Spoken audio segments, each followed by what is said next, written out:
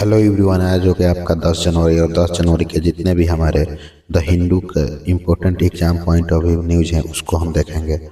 पहला है कि all candidate will have the and Rego face authentication and exam venue से यूपीएससी ने यूपीएससी ने बोला है कि सभी जो भी विद्यार्थी हैं एग्जाम देने जाएंगे उनका क्या होगा, फेस वेरिफिकेशन होगा, तभी एग्जाम दे पाएंगे। तो अब इसमें देखेंगे कि हमारे एग्जाम पॉइंट ऑफ व्यू से क्या इम्पोर्टेंट है।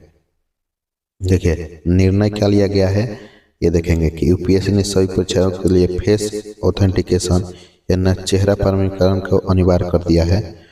और इसमें ये क्या कर दिया है कि ये सभी के लिए मैंडेट हो गए, यानी कि ऐसा कोई नहीं है कि अगर कोई चाहेगा कि विदाउट फेस हम एग्जाम में बैठ जाए तो ऐसा संभव नहीं है।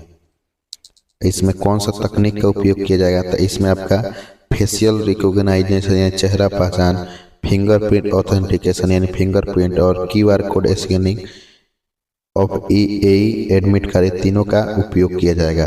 तो ध्यान रखिएगा, ठीक है। उसके बाद है कि मतलब उद्देश्य क्या है इसका उद्देश्य यही है कि नकल, फर्जीवाड़ा और प्रतिरूपण को रोकना और परीक्षा के पारदर्शिता और विश्वसनीयता बढ़ाना, परिवेश प्रक्रिया को तेज और सरल बना देना। पायलट प्रोजेक्ट क्या है, यानी पायलट प्रोजेक्ट इसमें क्या है कि सितंबर 2025 में गुरुग्राम के चयनित केंद्रों पर एनईजीडी ने नेशनल ई गवर्नेंस डिवीजन की सहायता से इस पहले बार क्या किया गया है कि इसको टेस्ट भी कर लिया गया है, सिलेक्टेड सेंटर इन गुरुग्राम हरियाणा। और इसमें क्या किया गया है कि इसको जांचा दिया गया है, तब ये जाकर निर्णय लिया गया है। महत्वपूर्ण आंकड़े क्या है कि 14 प्रमुख परीक्षाएं, लगभग 3000 परीक्षा स्थल, 12 लाख तक विद्यार्थी, सत्यापन समय 810 सेकंड प्रति उम्मीदवार इंग्लिश, यानी एक आदमी को 8 से 10 सेकंड प्रति मतलब लगेगा एक आदमी को। 12 लाख अभ्यर्थियों से क्या किया जाएगा, ये होगा। और लगभग 3000 परीक्षा स्थलों पर ये सभी आंकड़े मिलाए गए हैं, ठीक है।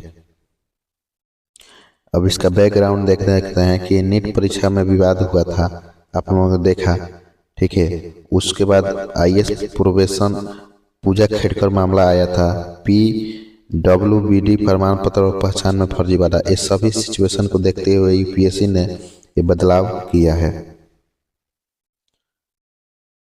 अब यूपीएससी सिलेबस लिंक करेंगे तो क्या होगा, e governance technology in public institution, administrative reform, GS paper for ethic, integrity और फेयरनेस, ये सब आप लोग कनेक्ट कर सकते हैं। इसे 2023 में क्वेश्चन भी पूछा हमारा प्रीवियस ईयर, उसको देख सकते हैं और इस प्रश्न के उदाहरण में इसको हम लोग जोड़ सकते हैं। नेक्स्ट है हमारा Varanasi tent city inaugurated by PM violent environmental norms NGT. देखिए एनजीटी ने बोला है कि जो टेंट सिटी उद्घाटन किया था नरेंद्र मोदी के द्वारा बनारसी में, वो इन्वायरमेंटल नॉर्म्स जो नियम कानून है उसको क्या किया है, वायलेंट कर रहा है। तो किस तरह से वायलेंट कर रहा है इसको भी देखेंगे। अब देखें कि मामला क्या है। मामला यही है कि जो गंगा नदी के किनारे टेंट सिटी स्थापित की गई थी जनवरी 2023 में किन के प्रधानमंत्री के द्वारा, उसको एनजीटी है, नेशनल ग्रीन ट्रिब्यूनल ने, तो एनजीटी का फुल फॉर्म याद रखना लो, नेशनल ग्रीन ट्रिब्यूनल ने पर्यावरणीय कानूनों का उल्लंघन बताया है, ठीक है। और एनजीटी का मुख्य निर्णय क्या है, यानी ये निर्णय क्या लिया है, तो इसने ऑर्डर 2016 का उल्लंघन बताया है, यानी जो गंगा ऑथराइजेशन ऑर्डर 2016 का उल्लंघन का हवाला देते हुए ये बात कहा है। बिना पूर्ण पर्यावरण स्वीकृति यानी कोई भी पूरी तरह से प्रायर अप्रूवल के ये परियोजना शुरू हुआ और इन्वायरमेंट कॉम्पिटिशन लगाया गया पर वसूली नहीं हुई। भविष्य में गंगा या उसकी सहायक नदियों के किनारे ऐसी परियोजनाओं को रोक लगाना होगा, नहीं तो आगे आने वाले समस्याओं में बहुत सारा समस्या देखने को मिल सकता है। वैसे इंग्लिश में भी आपका नोट्स है। और पर्यावरण चिंताएं क्या बताया गया इसमें कि सीवेज सीधे गंगा नदी में छोड़े जाने का आरोप है। तो टेंट सिटी से जो भी सीवेज निकल रहे हैं वो सीधे कहाँ जा रहे हैं, गंगा नदी में जा रहे हैं।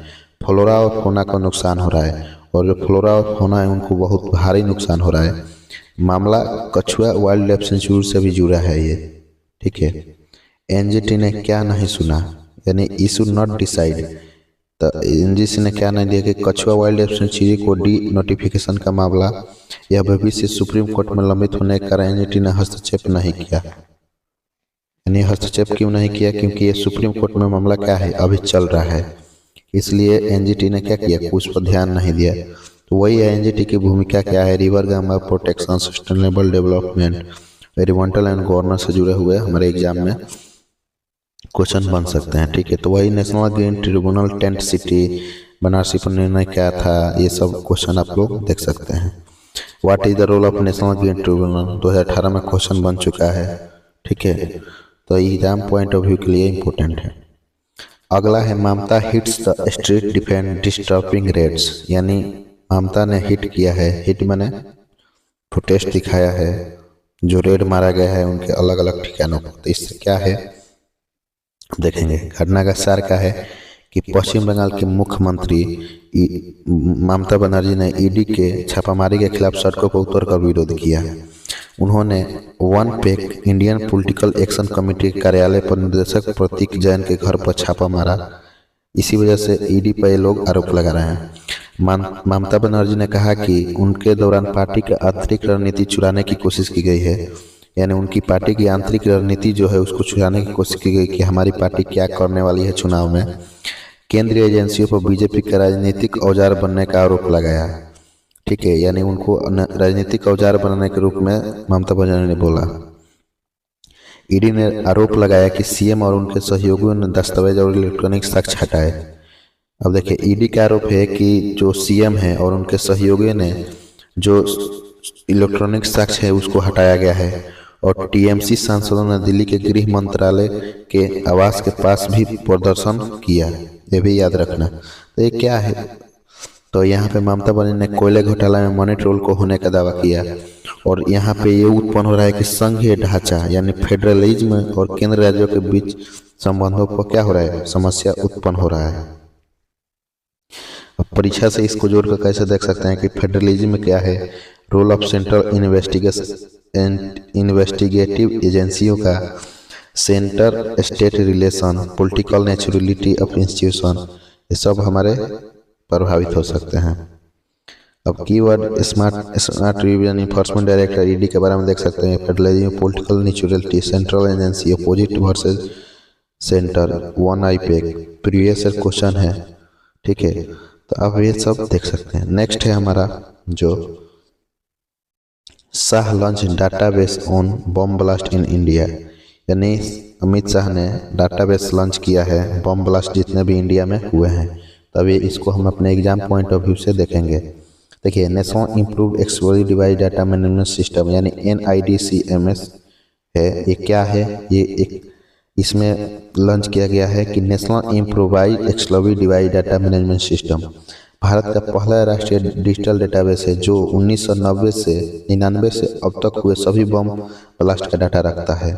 इसको कौन किया है इनग्रोट, ये ध्यान रखना है। तो एक ये है हमारे union home minister Amit Shah. इसका उद्देश्य ऑब्जेक्टिव क्या है कि आतंकवादी घटनाओं का जांच में मदद, blast pattern, modules operandi, explosive का विश्लेषण, प्रेडिक्टिव एनालिसिस के जरिए भविष्य के हमलों को रोकना। मुख्य विशेषताएं क्या है इसका कि single click action to blast related data, यानी एक क्लिक में पूरे डाटा को दे देगा। AI बेस्ड एनालिसिस यानी आर्टिफिशियल इंटेलिजेंस से बेस्ड होगा ये।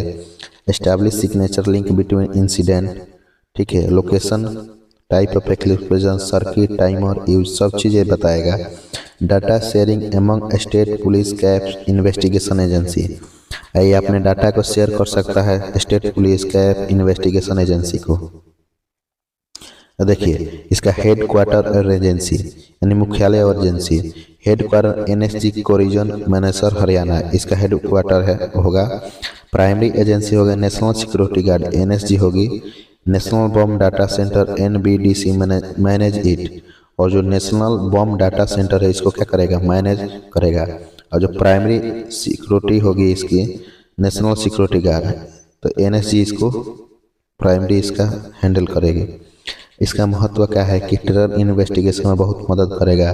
Interlinking past blast cases, understanding trend and pattern, यानी कि कैसे बम ब्लास्ट किए गए हैं प्रीवियस, उसको भी समझने में मदद करेगा।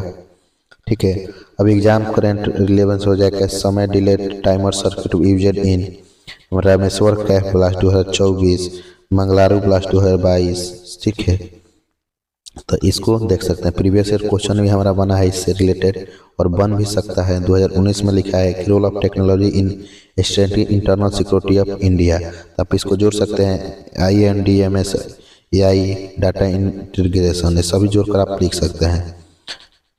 अगला है DD news to air content by digital creator, यानी DD न्यूज ने अपना पहल नया शुरू किया है डिजिटल क्रिएटरों के लिए, जिसमें उनको बढ़ावा दिया जाएगा कि वो लोग अपना प्रतिभा दुनिया के सामने दिखा सकें। देखिए, इन्होंने क्रिएटर कॉर्नर नामक प्लेटफॉर्म लॉन्च किया है। इसका उद्देश्य है कि राष्ट्रीय प्रसारण मंच पर डिजिटल क्रिएटरों को लाना। ठीक है, और ये मंडे टू फ्राइडे टेलीकास्ट होगा। नेक्स्ट डे फिर 9:30 बजे से रिपीट किया जाएगा इसी चीज को।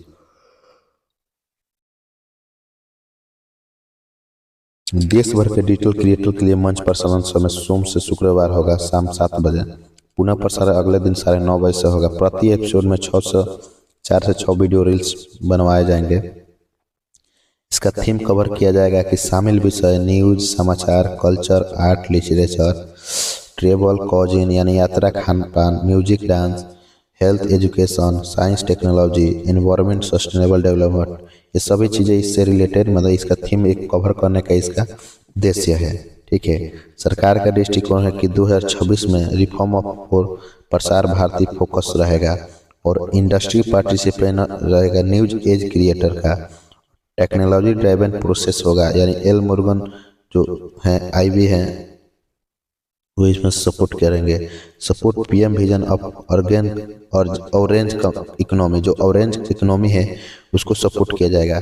अब ये ऑरेंज इकोनॉमी से रिलेटेड टर्म आया है तो इसको देख सकते हैं कि देखिए ऑरेंज इकोनॉमी होता क्या है, पूछ देगा ऑरेंज इकोनॉमी से आप क्या समझते हैं।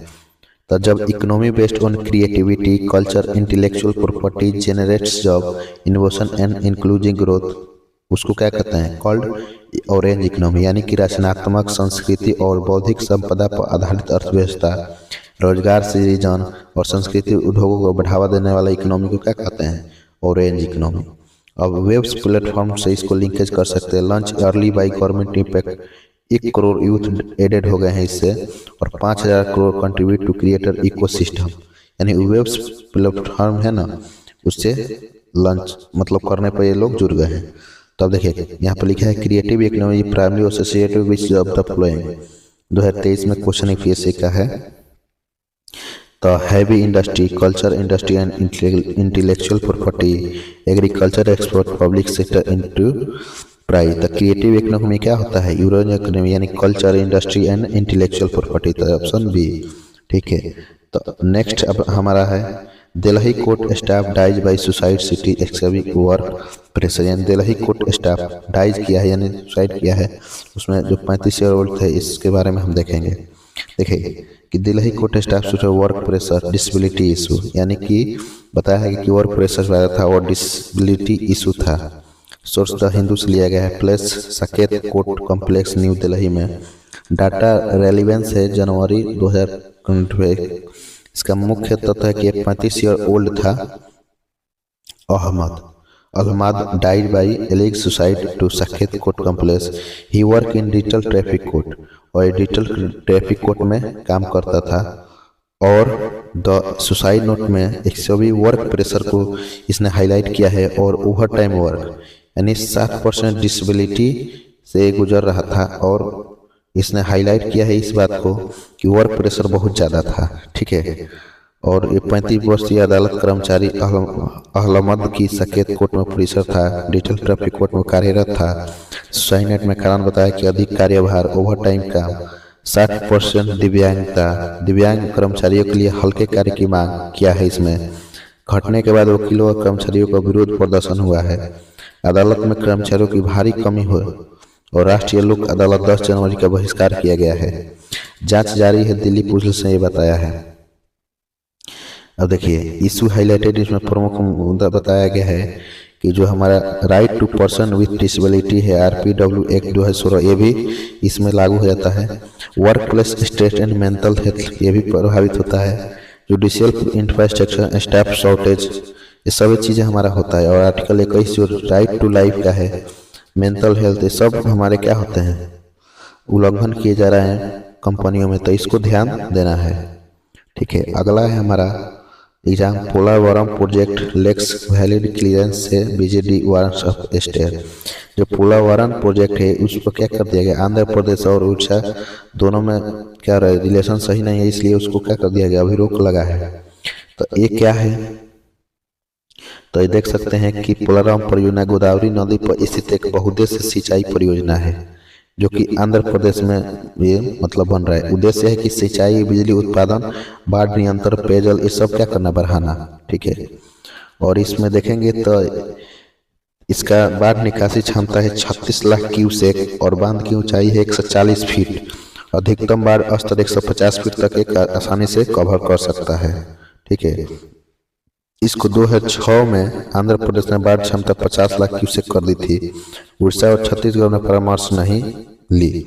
वैध पर्यावरण शक्ति अभाव था, यानी कहने का मतलब कि 2006 में आंध्र प्रदेश ने बाढ़ क्षमता 50 लाख क्यूसेक कर दी, जिससे उड़ीसा और छत्तीसगढ़ से बिना परामर्श के, यानी कुछ भी नहीं बताया, तो बहुत ज़्यादा प्रभावित हुआ क्षेत्र वो। अब मल्लिका नगरी जिला प्रभावित बहुत ज़्यादा इससे होगा अगर ये नहीं होगा तो, क्योंकि विशेष रूप से कमजोर जनजातीय समूह यहाँ पे रहते हैं और काटा बिंदु पर जलमग्न बढ़ने की आशंका भी बताया जा रहा है अगर ये इम्पैक्ट जल्दी नहीं होती है। अगर जो पोलावरम परियोजना चल रहा है अगर रुका तो उड़ीसा पर इसका भारी क्या पड़ेगा, प्रभाव पड़ेगा। ठीक है, अब इसका देखेंगे सबमर्जिबल लेवल है और रियल अप्रूव्ड है 174.22 feet. AP government agency 220 feet बताया है। ठीक है, IT रोकी उड़ीसा जो IIT जो रोकी है उड़ीसा ने इसे 232 फीट बताया है। BJD का डिमांड है कि फ्रेश स्टडी किया जाए, यानी कि इसमें कोई भी लेवल का नहीं है, कोई 174 फीट बता रहा है और आंध्र प्रदेश गवर्नमेंट स्टडी से 220 फीट आ रहा है। IIT रोकी जो है वो 232 फीट पर आ रहा है। तो इसलिए BJD डिमांड कर रही है कि इस पर फ्रेश स्टडी किया जाए, उसके बाद काम को लगाया जाए।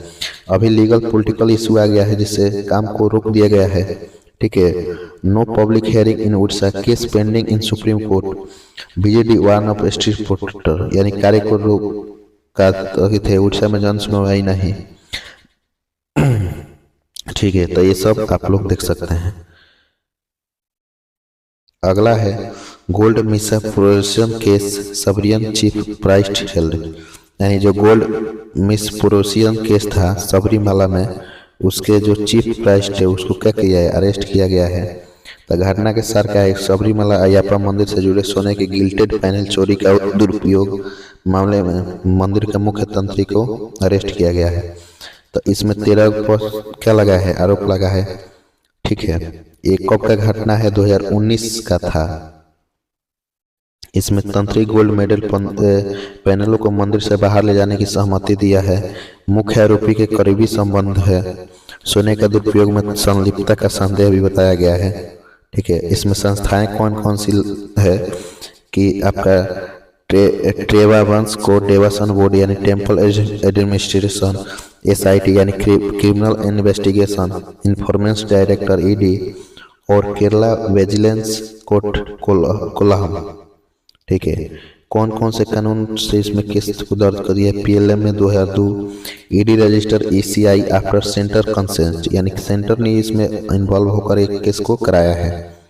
केस का लिंक हो रहा है religious institution and financial crime से, तो ये पॉइंट याद रखना।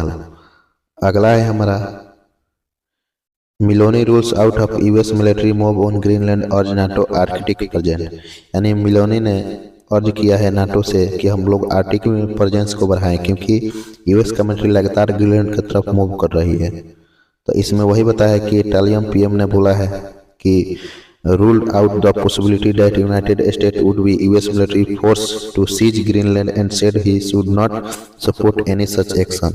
तो हम लोग को ग्रीनलैंड को क्या करना चाहिए, सपोर्ट करना चाहिए और नाटो को आर्कटिक में प्रेजेंस करना चाहिए ताकि यूएस को हम लोग काउंटर कर सके। यूएस ऑप्शन ऑन ग्रीनलैंड, यानी यूएस ऑप्शन ढूंढ रहा है ग्रीनलैंड पर कब्जा करने का। ये सब मिलोनी ने किया है, इसको नकारा नहीं जा सकता है और यही बात है।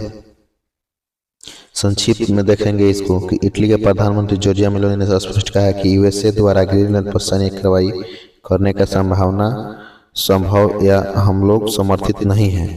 ऐसा कदम नाटो के लिए करीब परिणाम ला सकता है।